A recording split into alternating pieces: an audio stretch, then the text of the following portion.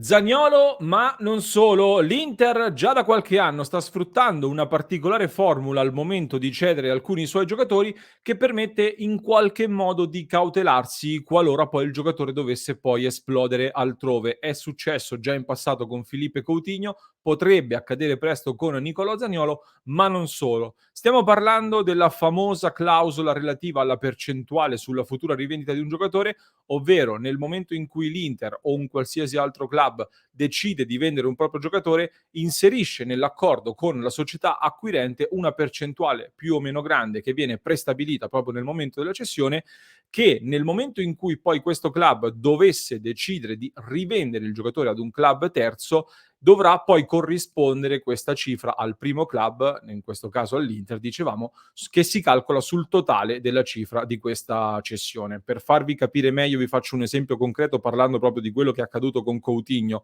nel caso dell'Inter e di cui vi parlavo in apertura. L'Inter nel 2013 decide di accettare l'offerta del Liverpool, vende Coutinho al Liverpool per una cifra che poi a posteriori si è rivelata anche piuttosto bassa, visto che con i vari bonus l'Inter è arrivata ad incassare circa 15 milioni di euro dal Liverpool, il Liverpool che poi ha rivenduto al Barcellona Coutinho per oltre 135 milioni di euro, quasi 10 volte tanto. Al momento di vendere Coutinho al Liverpool per 15 milioni di euro, però l'Inter aveva ottenuto dal club inglese una percentuale pari a circa l'1,5% sulla rivendita che eventualmente avrebbe poi fatto il Liverpool in futuro del giocatore brasiliano. Quindi in sostanza al momento poi della cessione di Coutinho al Barcellona, l'Inter, grazie a questo accordo che aveva già prestabilito con il Liverpool, ha ottenuto l'1,5% della cifra pagata dal Barcellona, quindi poco più di 2 milioni di euro circa, che è una magra consolazione sicuramente, diciamo così, ma meglio di niente.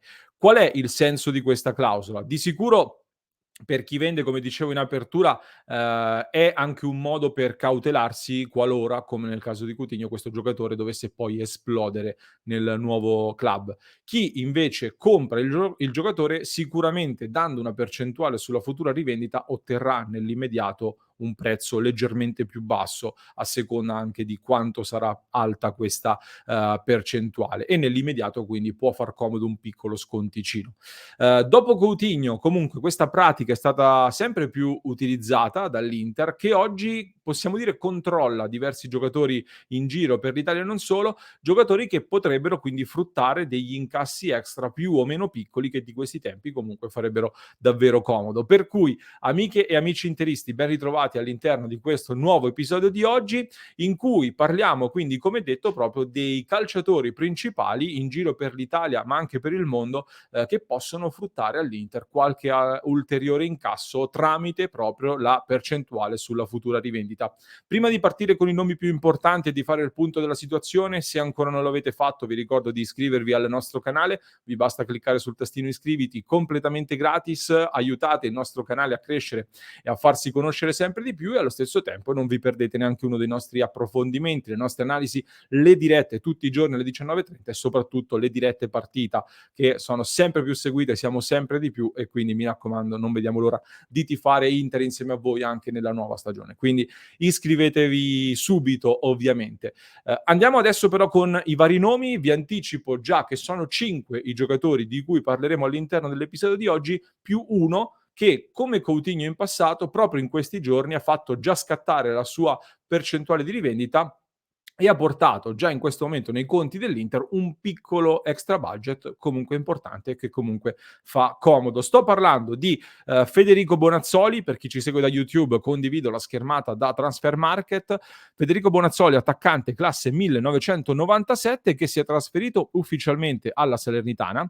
L'Inter lo aveva venduto nel 2015 per qualcosa come 4,6 milioni di euro più o meno come cifra, mantenendo però, secondo le indiscrezioni della stampa, circa il 20% sulla futura rivendita.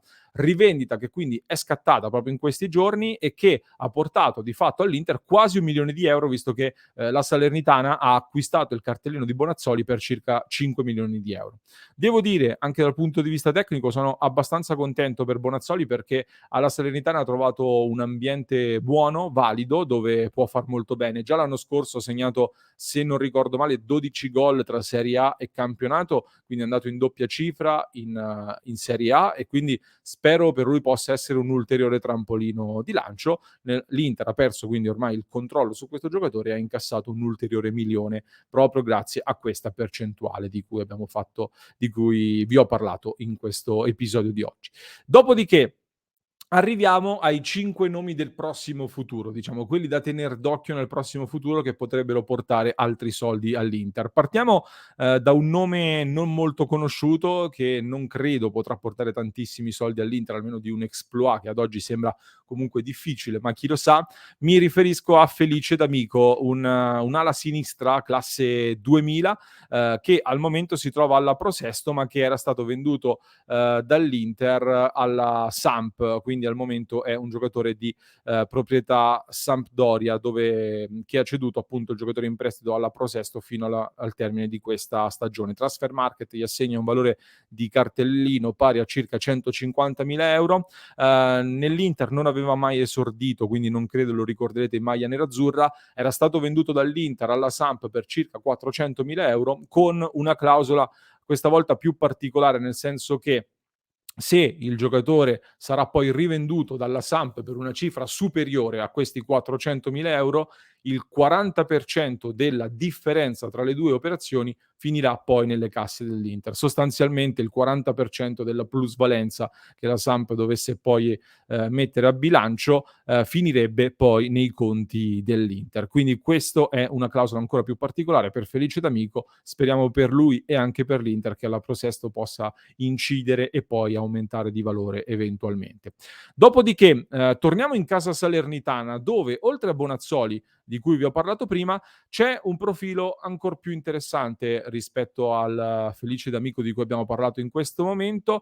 Mi riferisco a Edoardo Vergani, condivido anche qui la scheda Transfer Market, una punta centrale, classe 2001. Vergani probabilmente lo ricorderete già di più nel settore giovanile dell'Inter, con qualche volta aggregato anche alla prima squadra, si è visto anche a Bologna dove non è esploso, ci riprova adesso alla Salernitana che l'anno scorso aveva ottenuto il giocatore dall'Inter a parametro zero, quindi passato a zero alla Salernitana, ma l'Inter continua a vantare oggi un 30% secco sulla futura rivendita. Quindi nel caso in cui dovesse essere venduto poi dalla Salernitana a titolo definitivo, all'Inter andrebbe il 30% della valutazione del cartellino di questo calciatore.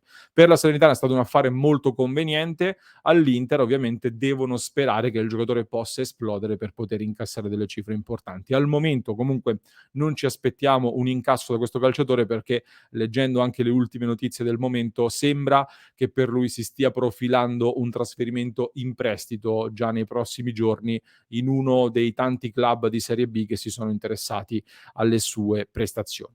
Attenzione invece ad un altro profilo, quello di Yann Caramo. Vado a condividere anche qui la scheda. Yann Caramo, francese, quanti di voi se lo ricordano con l'Inter e anche contro l'Inter, perché questo esterno offensivo classe 1998 franco-ivoriano era stato venduto dall'Inter nel 2020 per 8 milioni di euro. Io ricordo che molti erano scontenti, perché comunque sembrava un giocatore molto promettente e da avversario con la maglia del Parma all'Inter ha fatto anche male. È stato in prestito in Turchia al Karagümrük, è tornato poi al Parma, dove però è in scadenza di contratto al termine di questa stagione, il 30 giugno 2023, ma attenzione, vi dicevo, perché potrebbe partire a titolo definitivo proprio in questo mese di agosto, prima della chiusura di questo mercato, e quindi non arriverebbe alla scadenza naturale del suo contratto. Si sono mossi diversi club, ho letto notizie che riguardano l'Olympiakos oppure il Lille, e l'Inter su Caramò vanta addirittura il 50% della rivendita. Quindi